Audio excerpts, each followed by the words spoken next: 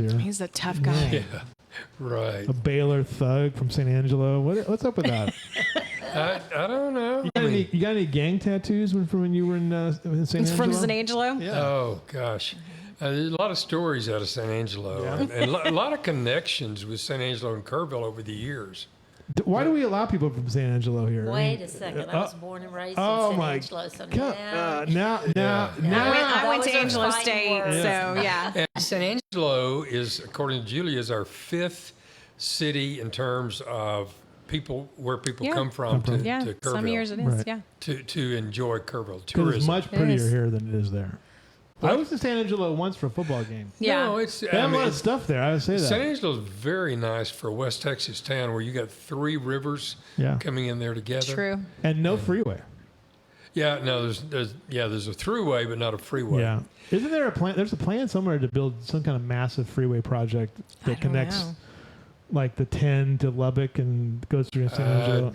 I don't know. Yeah. I don't know. There's some kind of massive deal. But Barbara Oates is chair of the Kerr County Historical Commission and has been working on some oral history projects. Oh, nice. Nice. What kind of oral history project are you working on? Well, I'll say, first of all, I kind of am late to the game, to the Historical Commission, and there are people that have worked for years to produce oral histories that they can then be put on the Texas portal for everybody to access. And I think we're up to almost 150 oral histories. And so I'll shout out to Francelle Collins and Julie Leonard, people like Deborah Gardier. These were people committed to capturing those. Our mission is to, preserve, to promote, to protect all the historical resources of this county and cultural resources. And so there have been people for a long time working, long before I got there. But the oral histories are very important, before people pass on. I know I'm trying to rope Bill into coming on board and kind of taking over that committee, but he has had years and years of capturing people's stories. Right. I can remember standing in Tacos to Go and reading this yellowed piece of newspaper that Bill had captured the story of the man who was from Iran who came here and built this business. Yeah. It was just a lovely story, a story I didn't know. Yeah. Loved to go to Tacos to Go, but it was not a story that would be lost. Right. Because Bill had taken the time to research and to get to know. And so the Historical Commission, that's just one of the things we're involved with in capturing the history, the markers, the preservation of cemeteries. There's so many little cemeteries all over this area too. But I have an oral history project for the both of you now. The oral history of the breakfast taco in Kerr County. Are you Tacos to Go? Are you Mary's? Are you Rita's? Oh man, I feel like the first one was like a taco to go version. There are stories there. Yeah.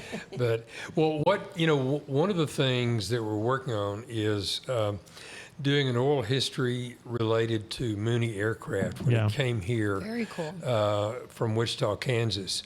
And that is a very interesting story. Joey Kennedy out at the airport got me a copy of the 50th anniversary history of the airport. The city county bought it in 42. This is in 1992. They did this 50-year history. And when you look at what happened, that Kerrville attracted Mooney Aircraft here from Wichita, Kansas. There are people that say, well, you shouldn't do incentives to get businesses to come here. But what the Chamber of Commerce did, and the Junior Chamber of Commerce and Shriner, they did a $1 a year lease on property at the airport that had been used for flight training during World War II for Mooney Aircraft to come here. You think $1 a year to have office space and manufacturing space, but when you look at the employees, the number of jobs, and then you look at the property tax, our property tax in Kerr County has been upside down for a long time.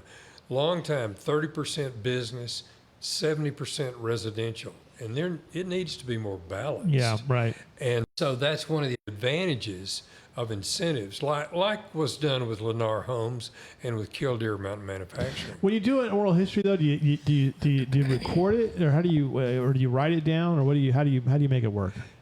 Well, what we can now do is we do video, audio taping, and then, as you know, you've got the capability of turning that into text. Yes. Then you go back and correct the text and that kind of thing, and then you've got it. And as Barbara mentioned, what we're doing here goes into University of North Texas in their library, and so it becomes accessible to others who are doing research. Right. They have a very cool. interesting thing. I always say too that it's important for people to understand the context of why things are the way they are. And one of the interesting things that I was sharing this with City the other day. I was looking at something from newspapers.com or something from the Kerrville Daily Times in the 50s. And Freeze and Nichols, which does all of the city's maintenance work on their construction work on the water, lines, things like that, was here in the 50s doing the same kind of work, assessing wells and water lines. Like that'd be an interesting oral history too, because you don't understand the power of that infrastructure that was put in place that the city is still dealing with today. It's that work that Freeze and Nichols did in the 50s is probably still out there somewhere to this day. I mean, the water line replacements on Water Street are a century old in some cases. So I'd always find it interesting. Like, let's go back and look at what happened during that period of time. One of the things that Barbara and I have talked about is wool and mohair in this county was very important. And would you say something about the shearers that you're looking at? Well, someone just mentioned to me recently that they thought that Charles Schreiner's money had been made predominantly mercantile banking, but in fact it was mohair. And to any of those ranch owners that were in sheep and mohair, it would not have happened had it not been for the sheep shearers who came in. It's such a really beautiful story. Their relationship with the owners of those ranches and what they'll do. Recently, I went out to my cousin's place, Joyce. He still has Richard Ayala come and shear his goats. He is 82 years old, and it was artistic how he can maneuver that goat and shear. And I remember my mother and my grandmother telling me when they would come out to the ranch, there would be music playing. It was artistic in a way. Yeah. Those are stories that we'd like to capture. I was at a social event recently, and she said, "Oh, my grandfather, he worked on them forever, these ranches, and he loved it, and he has so many fond memories." And so there's a story. Yeah. We'd like to say those are often undertold stories that we'd like to get out there. I find it fascinating that both you and Bill are talking about industry and things like the airport or the water facility, because I think what we've done mainly that's on the portal are oral histories with individuals. And yes, individuals in certain areas who've lived and grown up in all of Kerr County, and they have stories to tell. But subjects, whether it's tacos or airport or water, those are things that I don't think, and again, I'm relatively new to this. As I dig into that, it's been predominantly individuals. Right. And we clearly know, as with all of history, there are undertold stories. Right. So, well, I always think I've always said this before, and I say it constantly. It's like if you go back and look at, we have a wonderful. I'm trying to pry it out of her. I'm gonna call her out. I'm gonna shame her right now. Dang it, Kim Meismer. You know that Kim Meismer lady. You know her, right? You've met Kim Meismer. She's assistant city manager. You met Kim. I do know Kim. She was on a conference to Salt Lake City. And just had some free time and bounced over the Mormon facility where they do all the genealogy work. And she's related to like most of the U.S. presidents. It's insane. It is fascinating to look at. But I always say, I was telling her, I said, look at all the important historical periods that marked your family's sort of development. I go, if you go in here, there's a story in here of what happened, and like for me personally, was World War II, was the genesis of our particular family, and that story is I have the letters from my grandparents, back and forth, and they're a little bit tawdry. I'm just going to say it, but anyway, we have that stuff, and it's really important to understand the context of the time. We sometimes forget that. Hey, before we run out of time, there's no time limit on this show, by the way. Okay, what's the journalism award recognition you just got? Oh, for being old. What? It was for being old. 15 over 50. Yeah. Who did that? Editor and Publisher magazine. Publisher magazine. Editor and Publisher magazine. Editor and Publisher. It's the magazine. Bible of the trade. It's the oldest trade magazine for journalism. They recognized you for your contributions. Well, let me just say this: it was really kind of a money grab on their part. I mean, I'm not gonna lie. They wanted me to spend $1,000 on an ad. I was like, nope, not gonna do it, and they still put me in it. So, but it was just recognizing people over 50 who were making contributions in the world of journalism. Yeah. And we kind of did it as a joke because I made Leslie Jones ghostwrite it for me. Well, I wrote it, but she got the credit for it. And it basically said, Louis Amestoy is an ass, and but he's a hardworking one. And you should nominate. He should get this award because we put some stats into it. Well, and Fluffy Cash came in and said it is significant. Well, that's what. Yes, I mean probably. I mean, I guess I don't know. It's editor and publisher. It's a print thing. Yeah. But I think one of the things I wanted to highlight there, and I played it very carefully, by the way. I have some very sharp feelings about the newspaper industry that I implied when they said, "Well, what have you learned?" And I'm like, "Ignore the idiots," because the Lead's purpose and mission is built entirely on the idea that. I was told what I couldn't do for years, and I knew they would work, like the show. I knew the show would work. I knew photo galleries would work. I knew that comprehensive real-time reporting would work. I knew, because I had seen it before, but I was being told all the time, you can't do that, or you can't do that. Or get something started, and like 6 months later, they kill it. Because the newspaper industry didn't have the appetite for it.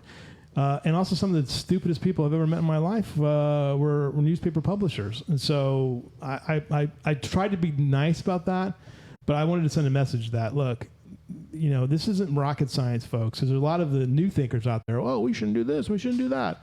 And I'm like, no, basics, frequency, being engaged in the community, and showing leadership are the three foundational elements of what we're trying to do here. And that's just what I wanted to communicate that to the wider world. Yeah. That the model that I'm building here, I think is what, if I had $1 million, I could really scale it. But that's what has to happen in this industry. It's not rocket science. It's just basic fundamentals of presence and leadership. Anyway, that's my thing.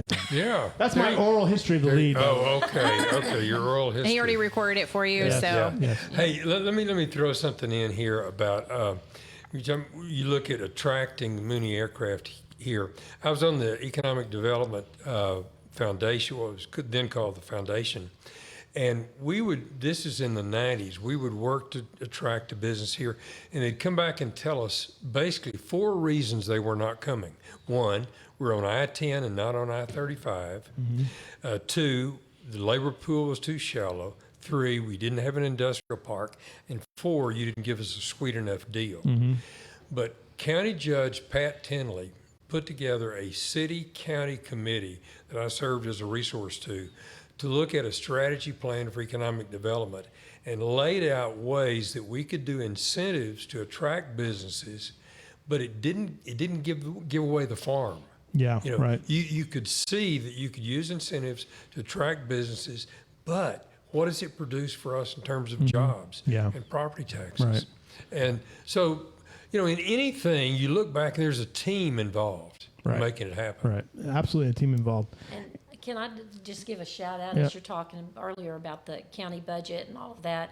The Kerr County Historical Commission, we're under the umbrella of the county. Right. And we're appreciative of the budget that they give us in tight budget year. Of course, we're not asking for any money, but with a very, very tiny budget and volunteers that step up, we we can produce things like the oral histories, work to get the markers up, the cemeteries and places of significance. So I'm grateful for the difficult conversations on budget and just my shout Yeah, out. I hear you. I hear you on them. that. You gave away something a minute ago, and I was like, so you talked about Julia's. I'm assuming it's a Nienhofer. Is that your relative? So you have some Rial. roots. You have some roots here. So it's Rial. Rial. Okay. Julius and I are from that Rial wing, and Caspar Rial the first married Emily Schreiner. So they're our great-great-grandparents. That's as simplistic as I can put it. He descended from Senator Julius Rial, and my great-grandfather was Arthur Rial, renowned for his sheep and goats. So when your husband, like, when he resigned or retired, and you told him, you laid down the law, right? We're moving to Kerrville, right? You know, Louis, this is a sweet story for me. Yeah. He was out at the ranch. I met him through my cousin in San Antonio, and so my family knew him and loved him long before I loved him. We met in 9th grade. And he's also an Army brat, but his mother brought he and his two brothers to San Antonio, and that was where he's raised. Every place we served in the military, he flew a Lone Star flag, and so it was Mike that said, well, we're coming back to Texas, and it was kind of a no-brainer. I was born and raised in San Angelo. I would have gone back there, but he the sweet thing I want to say is he embraced the ranch and this community in such a huge way. I often say he loves the ranch more than I do, which is a big step. Yeah, right. Anyway, that's a great how story. we landed That's here. a great story. And he's a pretty stand-up guy, I guess, for the most part. Well, when he retired, what was his rank? He's lieutenant general. Yeah. Lieutenant General. Yeah. Yeah. It's a different world. We moved from Washington, D.C. to Kerrville, Texas, and it's a different world. Look, and I'm telling you. That's a whole nother story. Yeah. But grateful for every place we've lived, which is so many moves, I can't even tell you. Yeah, I can't even imagine. We were talking about the sheep and goat industry here. It was Caspar Rial, and I think in 1857 that introduced sheep to this area. And you look at this soil that is rocky, it's shallow. You got less than 10% of Kerr County that you can farm on. So sheep and goats and beef cattle were just big. Yeah, right. And it was Texas Comptroller in his newsletter years ago. I used to get it on a monthly basis. Showed that Kerrville and the 10 counties to the north and west of us in the production of mohair was just amazing. Yeah, tremendous, right? And that's going to be shown in the Heritage Museum at the A.C. Schreiner Mansion. And I'm not going to try to make this into a negative, but there is a part of the story too where you can say we see, an oral history should also include some of these things too. The negative of it too was it's shaped some of the landscape, like with the cedar, right? I mean, they really nod that thing. That's a well-known secret Yeah. of overgrazing. Yeah. I mean, you come from that part of the world, Europe, and you come expecting to be putting your sheep and goats on, and goats in particular are pretty hard on the land. Right. But we kind of live, and Julius too, we kind of live in this valley, so Right. we experience some pretty rich soil versus west, Right. Kerr County Right. and all of that. But I'm very proud, in Grinstead's magazine back in the 30s, they wrote about my great-grandfather that he had these Delaney sheep, and if he'd sell them. If there was any blemish at all, he would take those back. But they shipped all over the country. Right. I mean, Adolf Steeler was the goat king of the world, and from right there in Comfort, and all those. Caspar and Emily had 6 boys and 2 girls. One of the girls married a Steeler, one married an Ingenhut. So that's those names, Ingenhut, Ingenhut, from Comfort, right. that whole and the Steelers. It's all interwoven. It's just fascinating too when you look back, and there's always, to me, one of the big mysteries of my life is like, my great grandparents, like who were they? What did they do? What was their story? And I kind of know it to a certain degree, but I just don't know it. I don't even know the stories of my own grandparents other than there are little letters back and forth to each other. Actually, I do have the letter where my grandmother laid down the law. It's like, we're moving out of Texas. There was a scorpion in my kitchen again. Yeah. Valid. I should probably have that framed. It's such a funny story. That is. Yeah. But yeah, I mean that there's people in your lives who are mysteries to you, but you know they had some kind of, if you really think about it, their decisions in some way shaped your life going forward. And that's fascinating to think about. What did I carry on from that person? Sure. And I love those stories. The storytelling, I can remember spending my summers with my grandmother laying in that big old farmhouse in the breeze, you can hear, and she would relate stories that she had heard from as far back as when they came and the Comanches were there. The storytelling and the passing on of those things, so vital. And then when she died, finding letters that Chester Nimitz had written to her mother, because they were first cousins during World War II, but also finding the letters that he wrote his grandfather in Fredericksburg from 1893, handwritten, thank you for the pecans at Christmas. I mean, it's this area. I think all these families have rich. such rich stories that we'd like. Yeah. You got any rich stories from your childhood, Julie Davis? No, I regret that I don't remember the stories as well. I wish we had recorded them, like my grandfather and great grandparents. Yeah. Because I'm like, they did tell me a story one time about, and so it's one of the things that I kind of regret is that I didn't pay attention better. She would teach me German songs, and I can remember two of them. I won't sing them here today, Louis, but that we would lay in bed and she would sing and I would repeat, and that's sweet. Yeah. Well, that's and one of the things that came out with our family. The German side of the Texas German side of our family, everybody spoke German. Because even though my great grandfather was from Mexico, his wife was German, an American German actually, but the grandmother was from Germany. And she required all the grandchildren to speak to her in German. So I had great aunts that spoke fluent German. Actually, my grandfather spoke German to a certain degree too. I don't know how he did not go to the war, but it's very interesting to think about that as well. So very very interesting stuff. Bill, what's your oral history gonna look like? Pastor, entrepreneur, mayor. Well, I started doing oral history when we were in a church in Dallas, in Oak Cliff Temple Baptist Church, historic church, started in 1898, and really good church. Excuse me. And so I started doing oral histories about that church. Excuse me. And at that time, some of those were in conjunction with the Baylor Oral History Program. So some of those are in Baylor Library. Yeah. But I just have an interest in oral history.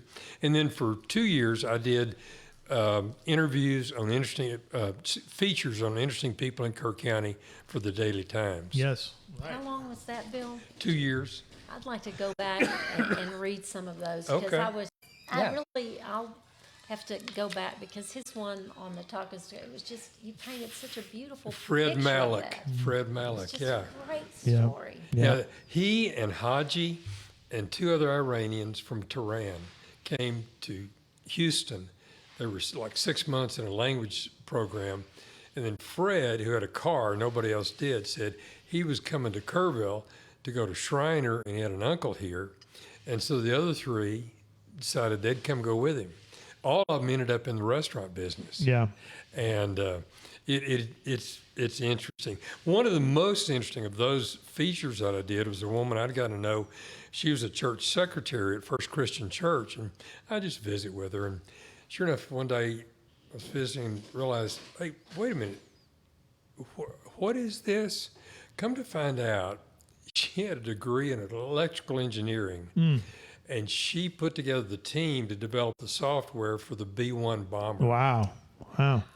And if you saw her around town, you just say, sweet little old lady. Yeah.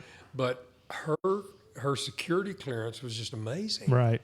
And then another one, a guy down in raised on a farm between Camp Verde and Center Point. He would be out there farming and on the tractor as a kid and see planes go over. He said he wanted someday to be a pilot. Mm-hmm. His daddy said, they don't pay people to be pilots. Right. Sorry, they don't pay people to be pilots. But he went to college on a football scholarship, ended up being a Delta pilot, and flew international Delta for years, and then came back to Center Point. Yeah, absolutely. And he's been very good in preserving Center Point history. Well, I think that's something. It's so important. Like some people have asked, like, well, why do we need to have this history museum? I think it's important because, when you just in covering the city of Kerrville, right? We have people who want to like make surface level, topical, judgments on the city without really knowing the history and the context of how things got done. Like the police station. People were like, "Oh, we should have taken care of that years ago." I'm like, "Yeah, they should have taken care of that years ago." And here's why they didn't take care of it years ago, because they had this issue and they had that issue. But I'm guilty. Being part of the media, we're guilty of these sort of shallow, contextual pieces when there's actually deeper reasons for why things happened. And that requires someone to go back and look at the conversations that were being happened at the time. I got to know a Quaker theologian and writer who, Elton Trueblood, who said that in many ways America is a cut flower civilization. Yep. We see the blooms, but we don't see the roots. Yeah, right. And the Heritage Museum is going to be exceptional. Yeah. And what I love is it does go back to the history of all of us, the Native Americans that were here. We were talking about cemeteries a while ago. In Mountain View Cemetery by Tybee Stadium, I saw 2 grave markers just said Kiowa. Nothing else on it, just Kiowa. Well, but anyway, Native Americans, Hispanics that were here, Germans. Anyway, it's going to be good. It's going to be good. How long is it going to take you to do? I mean, what's the goal? Is there a goal? Just keep doing it as much as possible? You mean doing oral histories? Yeah, right. It is a core.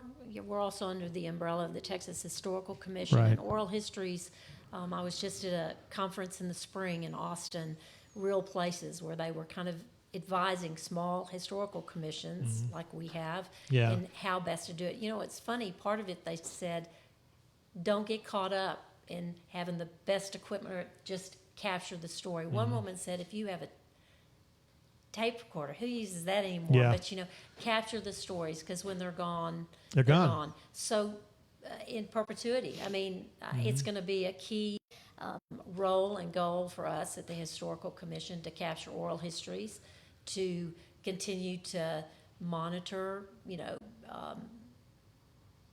places of significance, of historical significance, getting markers up, cemeteries, and ongoing. Bill and I were both saying, how do you capture and get younger people to come into some of these volunteer organizations and things that we're doing? I really think it starts at the very beginning. This week we're doing the Living History Camp that we've partnered with Heart of the Hills Heritage Center and the Doyle Community Center. And yesterday was the first day. There's 6 to 10-year-olds. It's been grand. So it was First Peoples yesterday. We had kids were fascinated about what tools the Indians used, and we had people supporting from the Texas Archaeological Association, Texas Master Naturalists. Today we have the Wilkinsons, Jan and Patty Wilkinson. They come dressed in period film, showing how to make shingles and why they came here. So it was, those early settlers. Julius will do a whole thing on ranching and bring Richard Ayala so they can hear about that industry. Right. Clifton Pfeiffer is going to do fun on the frontier. And I know you've hosted them, but the bottom line is getting to children too. So they are interested, and our hope is to continue to partner. I think the Heritage Center is going to be a I love that stuff when I was a kid. community. I really loved it. When I was, my I can trace my history, to, or trace my love of history going back, many years. I was always fascinated with my hometown's history. And there's so many stories that are just untold. You just don't know. I always share the story about my own personal discovering my grandmother's genealogy, and I discovered that she had a Civil War ancestor, and nobody did, because within a generation, you actually can lose all connection to your past. Yeah. Depending on how you're raised. And I saw that with my grandmother's family, that they had a great grandfather who was this guy, and nobody knew it.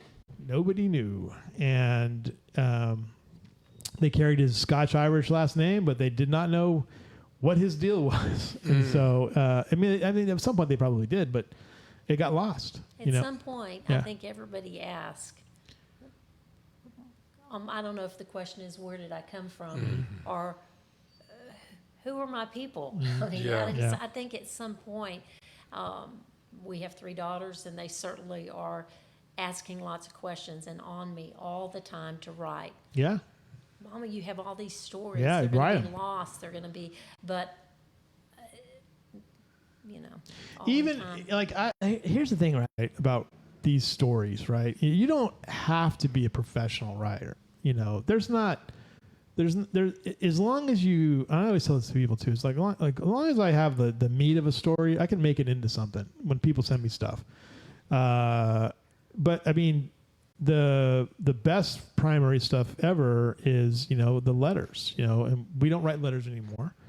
We write emails, or we send texts anymore. We probably communicate now more than we ever did before, with less formality, but I think it's important. Don't be afraid of it. Don't be afraid of the process of it. Just write it down. You can fix it later. I have a huge box of letters between my husband and I, because before we married, we never spent but 30 days together. Right. I figured my mother was horrified. Yeah. But how you get to know somebody by writing. And then I realized my mother kept every letter that I had written her from Panama when we were stationed in Panama. And I was so descriptive. It wasn't just about the kids, but about the country and where we traveled and what Mike was doing. And yeah, those are important. Those are important letters. And like you said, your daughters are absolutely right. Get off, get that done. start doing it. Yeah. We're gonna start a campaign. We're gonna, every day on the lead, we'll say, Barbara, how you doing on the writing? Yeah, right. I mean, you've written a book, one or two books. You just have to put the words to it. So yeah. And I have a letter. This is a throwback. I have a letter from 1898. My grandfather was in the Army. Yeah. In South Carolina, getting ready to shipped out to Cuba for the Oh, Spanish-American War. Yeah. And he wrote a letter to his mother about Teddy Roosevelt coming into their camp and talking to the soldiers. Can you imagine that? Yeah. Yeah. Bill, are you getting ready to do a documentary too? I mean, you're... Well, no. I just finished The Musings of a Small Town Mayor, a book. But in terms of audio book, I'm looking to do a audio book on the prevention of suicide, which I've written on before, and is very needed, unfortunately. Yeah, we could have easily coupled you with. This is an interesting segue here. We had together with Hill Country veterans in the beginning of this, and I shared with them, my story, and actually, Mike Oates plays a critical role in this. My son, who's in the Navy, who will be here on Friday. He had a friend of his who he'd gone to boot camp with who committed suicide.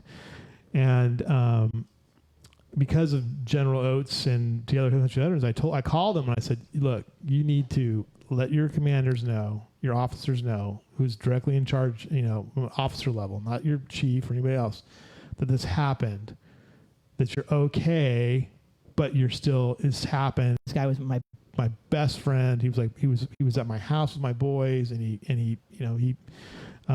but he took his own life, and at that time he was already in Japan, but I mean, they got him help immediately because of the conversation that I'd had with General Oates on the show and with Together Hill Country Veterans. So yeah, your work there too is desperately needed. We just had a person who was very engaged in civic politics, took her own life just recently, or I guess it was yesterday or Sunday night.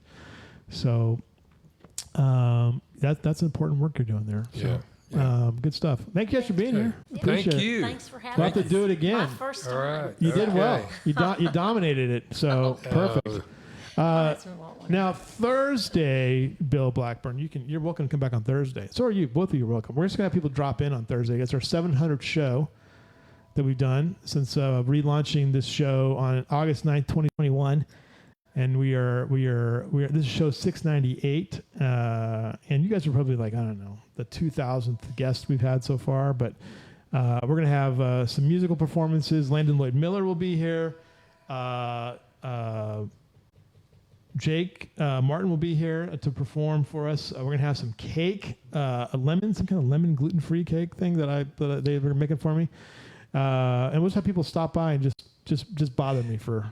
You need to have the new mayor come by. Oh, he's a. Huh? No, Joe Herring needs to come by. Did you read the interview with him in the San Antonio Express News? Yeah, I take the Sunday Express. I thought it was fascinating in the quality of the kind of the weird questions the guy asked. Like, well, you're not really near San Antonio. I'm like, but San Antonio plays a major role in our economy. Yeah. Like that was such a weird question. Like, are you not paying attention? Like, there's data on how many how many in and out of trips are here. Yeah. You know, of course we're connected to San Antonio. Yeah. So anyway, all right, enough of my nonsense. Well, thank you guys. Tomorrow, I don't know what's coming. Maybe Rachel Fitch will show up tomorrow. She's been busy with stuff. We'll talk to her probably. We have other people coming on the show tomorrow. Thursday, again, the 700 show. We'll have a full cast of people here. Leslie will be here, so we'll talk to her. We'll talk to the Jake and to Landon. It'll be a great day. And enjoy this nice muggy weather, everybody. It's delightful. Thanks a lot. We'll see you guys again soon. No holding back, no stepping stones, no broken promises, no busy tones. Just what it takes, just make believe no one belongs.